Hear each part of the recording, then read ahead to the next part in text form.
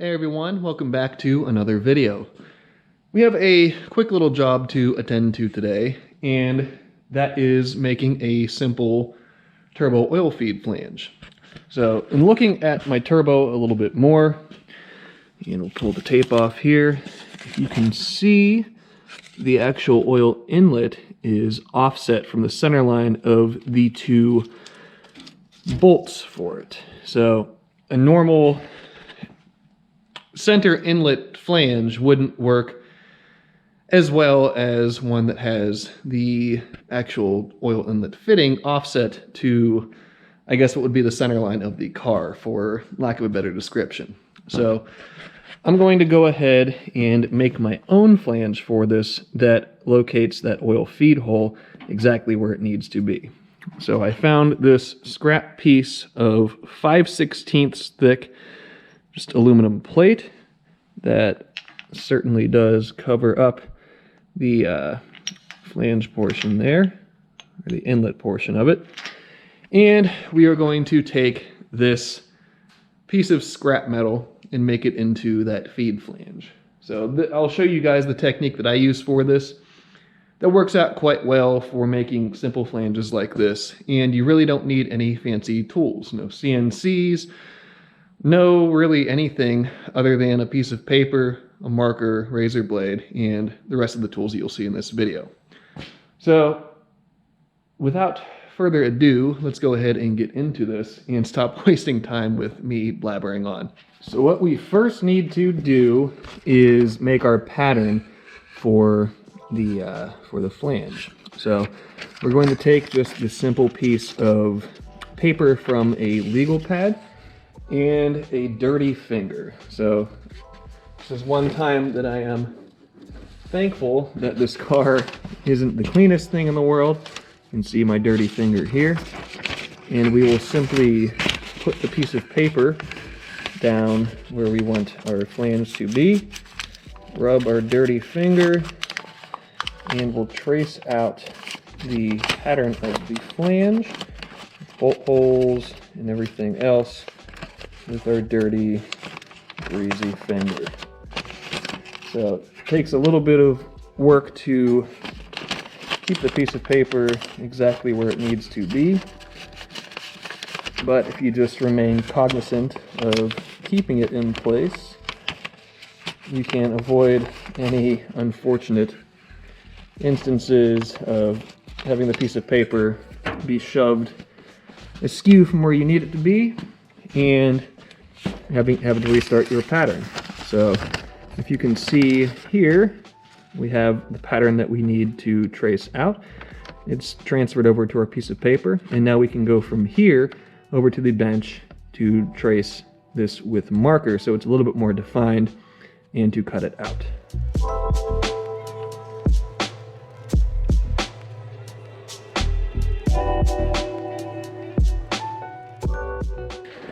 And there we have our little paper template of the flange that we are going to be creating. So if I take it and place it on my piece of aluminum, it fits perfectly. So this ended up being the perfect size piece of scrap to make this flange happen. So from here, we'll go ahead and transfer the shape of the flange onto the piece of aluminum, and that'll give us the ballpark idea of how we need to cut the piece of aluminum and shape it and so on and so forth. So I think what I might do as well is I'll go ahead and mark center on these holes, or roughly center, as center as I need to be. So that way I can transfer over with the permanent marker and then a punch, so I have an idea of where the holes need to be so I can drill them later on in this process. And as you're doing this, it pays to take a little bit of paint tape, as paint tape doesn't stick extraordinarily hardly, or in an extraordinarily hard manner rather, to the paper, so you're not going to be too worried about tearing it. But it does give you the ability to hold the paper template in place without worrying about it being disheveled in the process of doing this. So that's probably firm enough And I can go ahead and rough in my center points. And I'm just taking the edge of the razor blade, marking that way.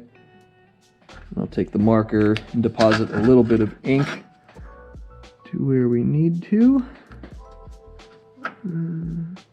It's probably pretty good there. There's our oil feed hole. And the second bolt hole. Now this certainly is not precision work like you would get from a CNC machine or something similar, but is certainly good enough for simple flanges like this. So at this point I can go ahead, take my marker, and gently trace around, and you do have to be gentle as you do this so you don't end up shoving the marker under the piece of paper and kind of ruining your template. But we have everything pretty close there. I'll go ahead and peel side by side, peel the tape up so that way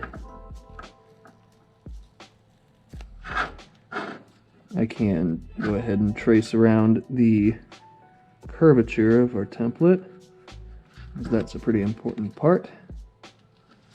So there's one side, and if I avoid my overlapping tape on the bottom,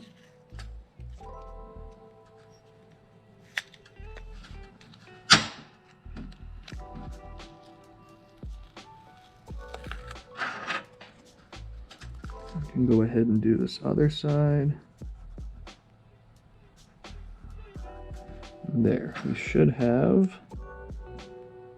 let's see, yeah, we have our template transferred over. It may be difficult to see, but I was able to scribe in those little center points for the holes in the oil feed with the edge of the razor blade, so that works out well. Now I'll go ahead and punch those three holes, center punch them, so that way their locations are locked into place at that point. And then we can begin working on cutting the outside form of this flange out.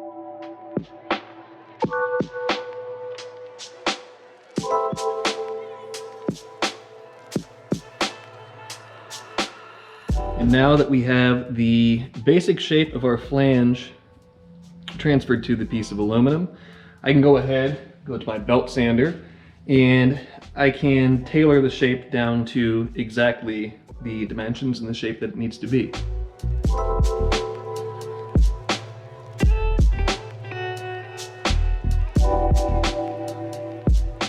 Now that we have our shape roughed in and it's cooled and we have our center punches made, I'll go ahead and I can drill all of the holes for this. So the two outside holes, or the actual mounting holes, will be drilled 5/16 as an M8 fastener fits through that nicely, whereas the center hole, or the oil feed hole, will be drilled 11/32, as that's a good drill bit size to start an 1/8 inch NPT tap. So I'll go ahead, put this flange in my little drill press vise here, and we can go ahead and get our holes punched in it.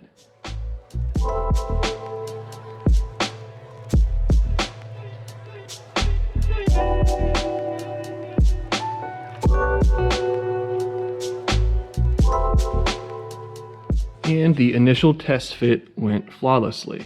So I'll still end up cleaning the flange up a bit. I might router the edges of it or blend them just with a pneumatic tool.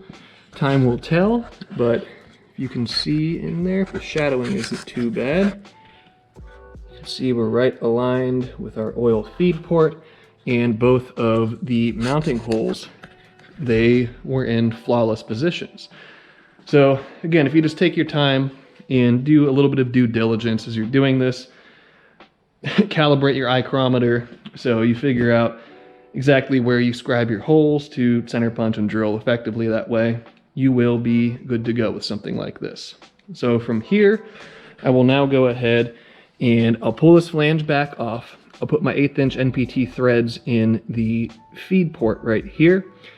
And from there, we can begin the cleaning up process. When it comes to tapping threads, especially NPT threads, I have my tap here. I always like to spray a little bit of WD-40 on the tap. It makes the threads go in a little bit more cleanly and just provides a little bit of lubricant that way. So I'll go ahead and gently put some WD-40 foam on the end of the tap and then go in and start easing the tap in. And it's important, especially with an NPT thread where it's tapered, to make sure that you have the tap straight. So it looks like we're good to go, and we're starting to cut threads now. And I'll rock in a little bit and rock out. Thread in, thread out. And I'll continue that process as we make our way down the hole.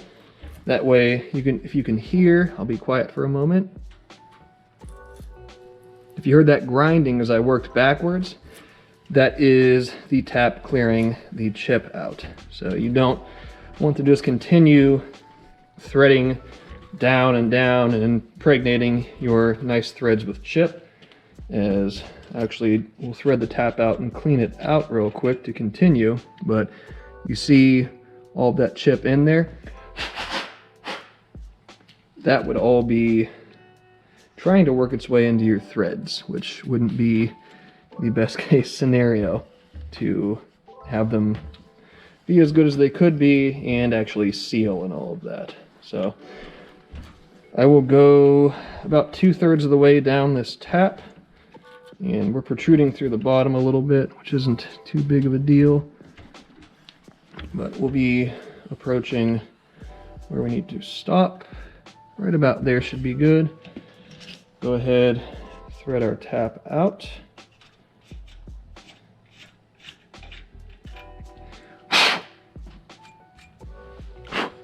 And I will also go ahead, now that we have our threads in, I'll go ahead and re-chamfer lightly,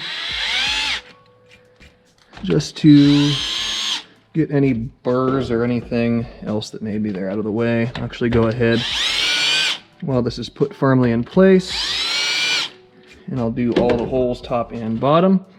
Obviously the top side of what you just tapped won't have any burrs on it, but the bottom side, as it's moving metal, you can end up with little burrs that way. So we'll just go and gently clean around just to do our due diligence. And there.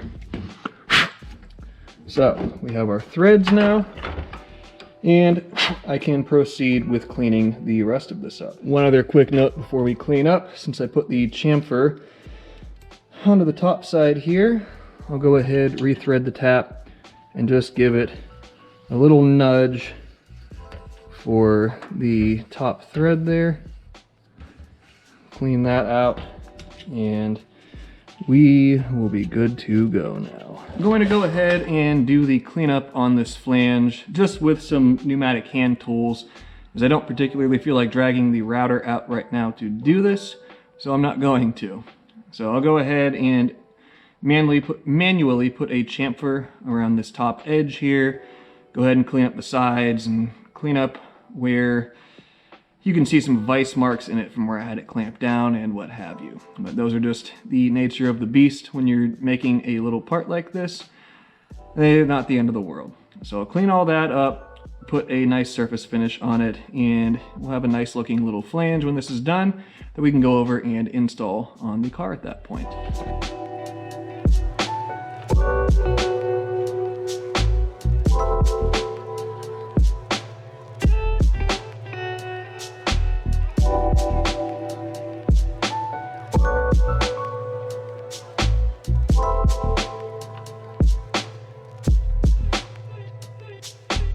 And we now have our fitting screwed into the flange. If you guys can see on the inside, there is no overhang of Teflon tape or anything like that. There's just a little scrub on the side next to my thumbnail there, where it was contacted by the socket that I was using to tighten the fitting down. So I have my 2 Allen bolts, 1 Allen bolt now that one hit the ground. So I can go ahead and find my bolt hole, start threads on that one, put my other fastener assembly back together, and start threads on it. And come in with my little T-handle here and tighten both of these down. And I will still have to make a gasket for this. I just wanted to get the flange made for the time being so I can make the oil feed line. So there are those 2, nice and in place. And I can come in with number 490, which I may end up having to swap this fitting for a 120, but at least for the time being, there it is. And there you have it. So there you have it. And I mean, this project probably took me maybe an hour tops. And you saw what we started with, a little piece of just scrap aluminum that could easily have been thrown in a scrap bin. And we took it and gave it a purpose and a function. So fitting here very nicely with our little flange again. Everything worked out perfectly for it. And I also saved myself, who knows, probably $50 or somewhere around there, making the flange myself versus if I were to go online and purchase one that would end up not being exactly what I needed. So as you saw, I didn't use really any fancy tools, just a piece of paper, a drill press, a couple of drill bits, a marker, and a razor blade. And I guess a few pneumatic tools as well, but nothing that would be outside of the scope of what you would find in a normal workshop somewhere. And we made ourselves a nice little flange, cost ourselves essentially $0, and got some machining experience in the making of this part.